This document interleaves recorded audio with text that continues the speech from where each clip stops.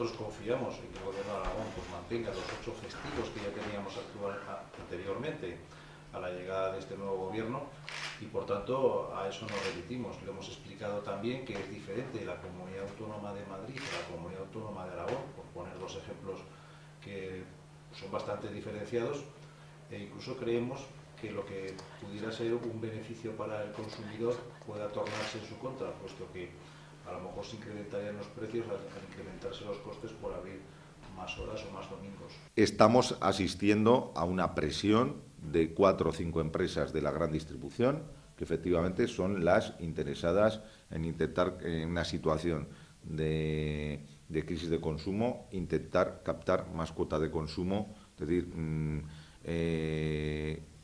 frente a un formato como es el del pequeño y mediano comercio, incluso de cadenas de supermercados que en estos momentos están